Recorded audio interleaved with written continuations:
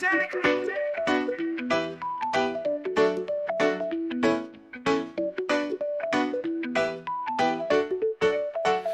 pumapasada, tricycle lang pangkaryada, palaging nasa kalsada, pasahero ang kasama. Maraming kompromiso sa propesyon na ito, ngunit ayos lang, nakakaraos naman. Ako'y mamaldan, driver ng tricycle na makalumana. Ako'y mamaldan, driver ng tricycle na driver ang makina. Pedicab ang tawag nila. Hoy, pedicab, tinitiis ko ang init, tinitiis din ang lamig, ang maitim na usok at makapal na alikabok. Marami mang kapos, pera raw nila'y naubos, ngunit galante ang iba, kung magbayad na sila.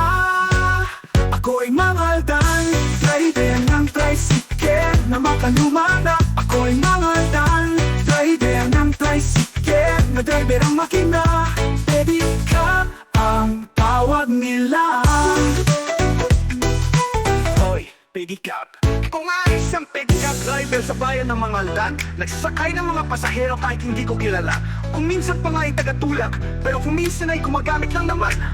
Ngunit noong si Duterte, ang aming presidente, biglang sumigisige ang extrajudicial ke. Magdahilan ka muna para sasakay sa iba, mapagkamalang ka pa na boss o kasosyo nila.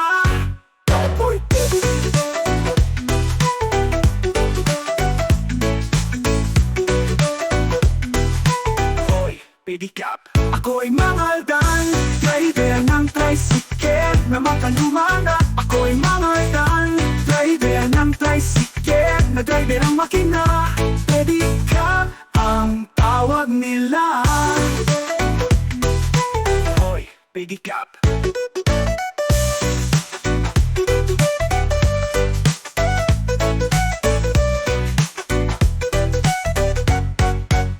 Ako'y mamaldan, driver ng tricycle na makalumana. Ako'y mamaldan, driver ng tricycle na driver ang makina.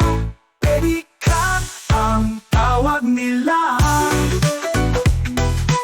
Hoy, pedicab.